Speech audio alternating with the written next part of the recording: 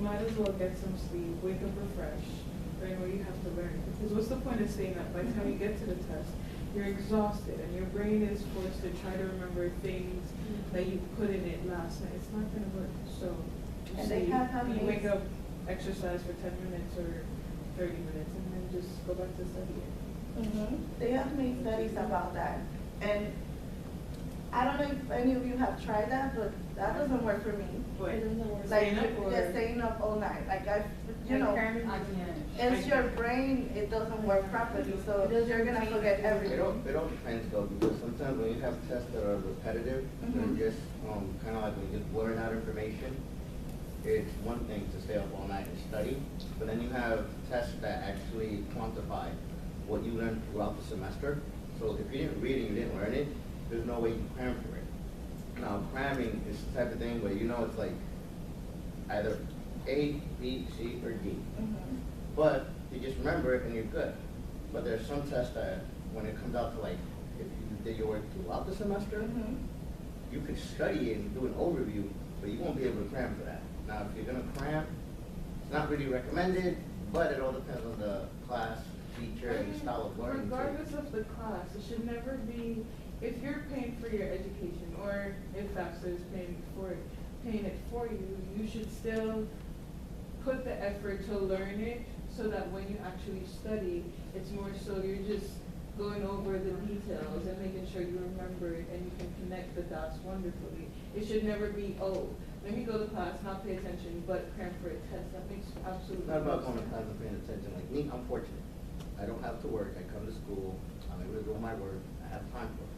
I don't have kids. Some people have kids. They have jobs. They have so many different things going on that they have to separate their time between, you know, what's more important and like pretty much, you know, one thing might be more important than something else at the moment. So not everyone's fortunate enough to have ample amount of time to actually go to class, be nice and rested, and do their work. Well, no, So I'm it all not saying depends. everyone It has all it. depends on I'm the just situation. saying it makes sense if you're going to take time away just to be in a class and you know you have other priorities, that use the time wisely and pay attention. I have many things on my plate, but I have to really take time and be like, okay, my education is vital. Let me put away at least an hour and get what I have to get done. So that I don't have to be in this age where I'm like, okay, let's stay up late, because that doesn't work for me. I study well by exercising while I'm studying. So my brain is able to connect dots and like, okay, you learned this, or I walk up and down the hallway, because it helps. But that's just me. Different that's different individuals have different ways of That learning. is true. So that's certainly like a subjective perspective on that. But like studies have shown that, you know, if you're drinking a lot of like Red Bull and things like that, that's not good for your body, that's not gonna help your body. But there is a study that says that if you eat something or drink something while you're studying, when you're doing a test and you're eating the same thing, there's this connection within your brain that it reminds you what you were studying at that time when you were drinking or eating the same product you were doing at the same time. That's true. So, it has been shown that, you know, the majority of young adults consume less than 1 serving of fruits per day and vegetables. So that's not a lot of, you know, as we saw, we need more than just 1 serving. So that's something to take into consideration. So question, what would you consider one of the main barriers to why college students tend to eat unhealthy? Money. Availability. It's more expensive to eat healthy. It's a bit more expensive to eat healthy, and it's time consuming than compared to, I mean, like when you want to eat healthy, when you go to the supermarket, an apple's like $1.50, almost $2 for 1 apple, when you can just buy processed food.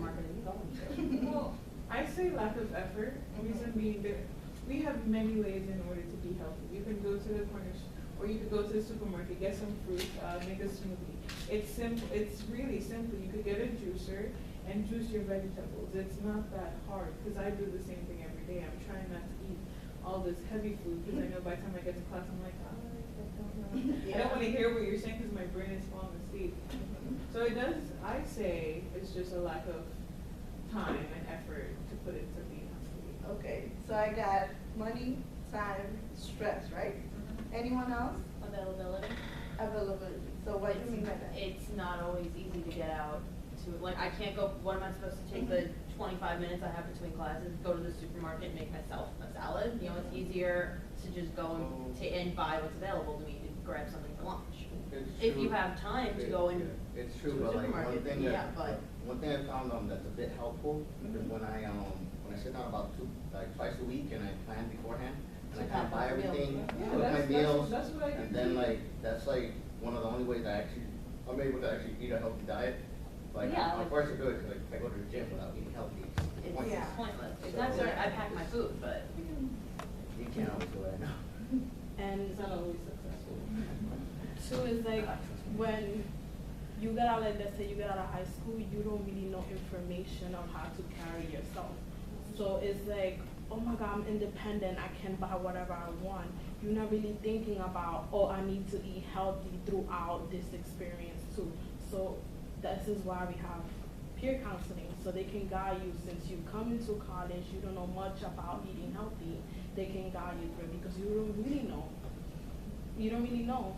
I disagree with that entirely because home training should already teach you what is healthy. Like someone should not be training you when you already have your parents or a single mom or a single dad at home. They should already instill that in you. So it's never, oh, after I graduate high school, I need someone to teach me this. You can put in the own effort to learn yourself. But So I they disagree don't with that really entirely. think- They don't, You- people don't really you think also like have to that, remember like that you everyone is independent, like they don't I'm really not have that saying it's fortunate, mentality. but- You know, it's being have the fortune to have somebody that's a mentor for you. Because I put it this way, I've been on my own since I was 11. So most kids can't say that. So I was fortunate enough to meet people, To guide you. to guide me, but a lot of those people I met later on in life.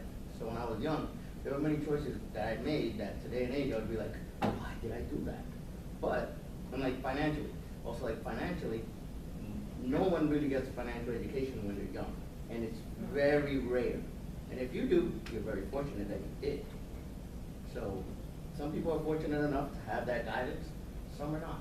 So that's why you Yeah. get a I lady mean, here. but they Hold on. Mhm. But we did have, what do you call that? Is it teen health or some kind of health class? In high school. Exactly, Oh, they so just from started that. then. They just started. Yeah, that. really? The health Yes. class I They took in high just school started that. Not I about was in high school. diet. They just started No, that. because when we went out to public high school, we talked about nutrition, we talked about every aspect. Thank you. of So it. now But this is not in health class every, I not took in every high school. was Are you I serious? started, my entirely high school about- started late. I started reading, knowing about it like my junior year in high I school. started in ninth grade with Like, health. yes, it's Yeah. serious. Ninth, Not I every think in 10th high grade school it was got that for like 4 experience. months. Mine And was we the talked most about important thing was diseases, just trying to We have took a those. voice. Even like set I class, think- it was late. I really Are you think, serious? I really I think took that health it's, class in human sexuality. When I really, sorry. No, no, you- Sorry to interrupt, but I just. It's okay. I really think that depends on the high school, because in my experience, I didn't have a program like that. So maybe not all the high schools have the privilege to have like programs like that. Some of them don't have it, some of them maybe are starting now. So that's kind of like, if you were one of the ones that were lucky enough to have that program in your school, then that you might be more educated than other people that did not have it. So that's kind of how that works. And that's something, I think, that's something bad with our educational system. Because, we should be having these programs, to help us, because when we go to college, I saw this study that they did. It's called, I don't know if you guys have heard of it, freshman. Yeah, the 15. freshman, Yeah. 15. So, those are students that go out from high school to college and they don't know anything about nutrition because they live their lives with their parents all the time. Like, they didn't have to worry about that. So when they got to college, then they started eating like, a lot of junk food and, they don't educate themselves in that sense. So, we need to move on. I'm sorry to cut the conversation there. So I found a study that indicated that the first thing that students mentioned as barriers to eating healthy was like the lack of time, and then money and taste preference rated a second. And a study by CUNY said that a lot of students, 45.1% of students rated that they would lack the money for food. You mentioned stress, right? So I have a nice video that shows how, Yes, it's called stress. you know, it's like, By our parents. Unfortunately, we have to grow up and some of us move on to college. This means we start to eat everything and anything available cheap and fast without mom and dad cooking our meals for us. A survey of OSU students indicated that only 30% of students believe a low-sodium diet is important to their health. 60% of students were unaware of the recommended amount for daily whole grains.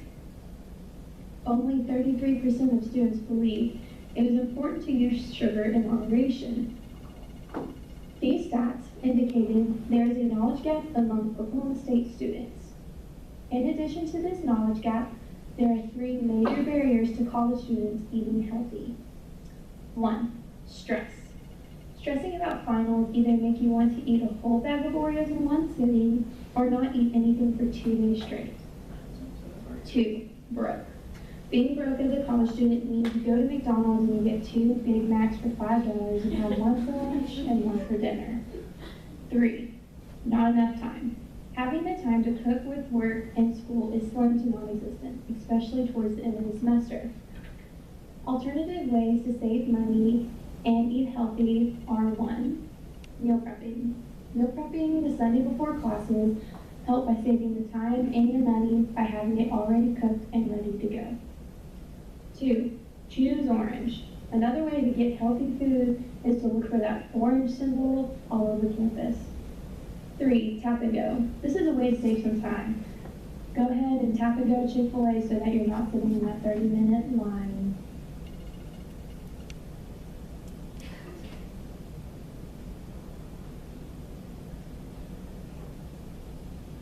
okay. So, what happens to my phone? You gotta go back. Thank you. Why is the frame like that though? Okay, why is it?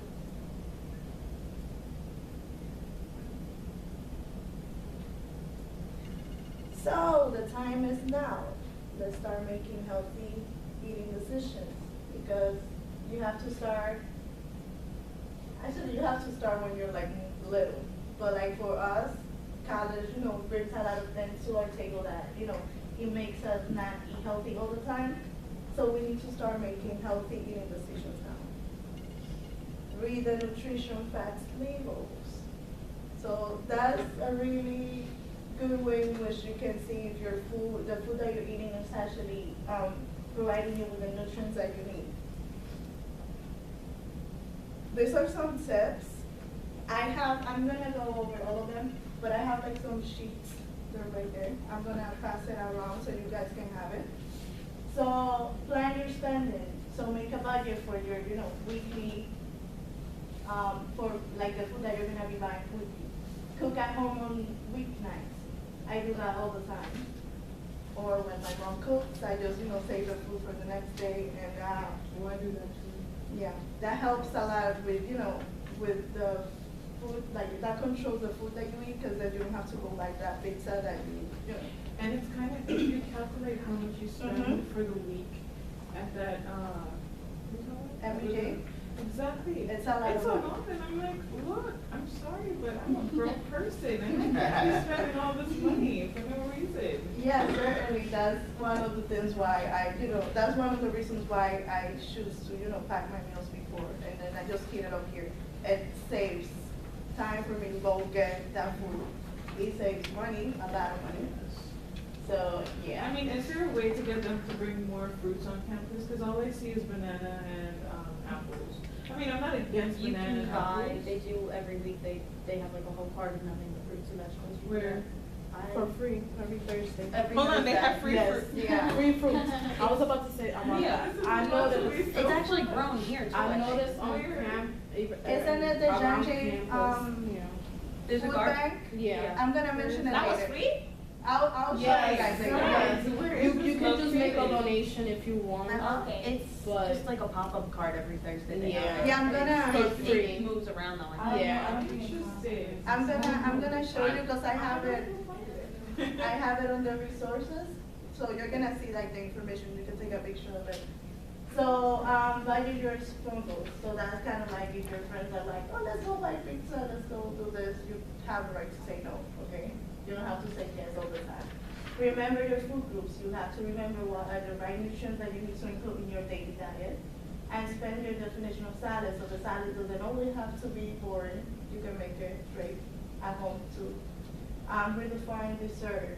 So there's some desserts that are good for your body, like kind of like fruit may, I think it was, that says in there. You can check that out. Drink more water. I usually bring a water bottle with me every time, which is helpful. So you keep like drinking water like throughout the day. And then never eat empty-handed. So if you go to the cafeteria, let's say you buy a healthy meal, just carry buy some granola bars that you can be eating like throughout the day, so you don't have to be eating like unhealthy foods. These are types of breakfast that you can do, like breakfast, lunch, entries, and snacks, foods. You can look at it yourself. So those are like some of the ideas that I came up with. Well, I found in our website. Resources. So what she was mentioning was the John Jay Food Bank. I'm gonna tell you about the Healthy CUNY. I don't know if you guys have heard of it before. Yeah. What? No. Healthy CUNY. They have this initiative Yeah, that is, it's a campaign designed by CUNY students, faculty, and staff to make CUNY the healthiest urban university in the United States. It seeks to ensure that students have live CUNY healthier and very able to protect their future when they enter. It has a lot about nutrition, mental health. Yeah. I have it right here. Yeah. So it has a lot of mental health, sex, healthcare access, food, and fitness. So download. You can take a picture of that if you want, or I think I have the flyer somewhere. You can go and download that app, and you can find all that information. And as well, like, I don't know if they do it here, but in my old school, they always have like recipes for you to do. Yeah. If you have if they give you like a certain type of vegetable that's a certain week. Yeah. So you already know what to do during the weekend to prepare the meal. Yeah. Yeah. If you So go it's on really the app, it shows you like the things that you could do to save money, type of recipes that you could do to eat healthier. So it's a really nice app. Yeah. You guys should get it. The John Jay Food Bank. So this happens, it's not only on Thursdays. It's Monday to Wednesday from 12 p.m. to 3 p.m. and Thursdays from 10 a.m. to 4 p.m. You guys can take a picture of that so you can check it, but it's also on the John Jay website. For anyone That from Because Monday it's to Wednesday, they free. do it over here in this summer. And then the Thursday one, they do it over here. Okay. Yeah, I So- think that's what I saw from that. Yeah, it is free. You just have to prove that you're enrolled in the school. And yeah. And if you want to make a And they have a lot of fruits and vegetables I've seen. Like, Yeah, and some students do cook, so you can do like a Mm-hmm. pre-test, like a pre. Really? Yeah, Last that's time really they did a nice. soup, it was so good. And is there like a specific room they're located in? Are we getting From what I noticed, Monday to Wednesday they do it on L3 by the entrance By on the this entrance, and then I side. think it's in the atrium Yeah. on Thursdays. And on Thursdays in the In the atrium. atrium. It's gonna get mighty interesting. Yeah. So we're gonna do that, but we run out of time. And I want you guys to watch this video real quick. Or actually, yeah. If you guys wanna watch the video, you guys wanna watch the video? Go ahead. Can I second sign in Huh? You wanna take a picture of it as well? Yeah. You can put the video first. Okay. I was just a kid when the doctor sent my grandma home in a wheelchair to die. Diagnosed with end-stage heart disease, she already had so many bypass operations that the surgeons essentially ran out of plumbing. Confined in a wheelchair, crushing chest pain, her doctors told her there was nothing more they could do. Her life was over at age 65. And then she heard about Nathan Pritikin, one of our early lifestyle medicine pioneers, and what happened next was documented in Pritikin's biography. It talks about Frances Greger, my grandma. It was a live-in program where everyone was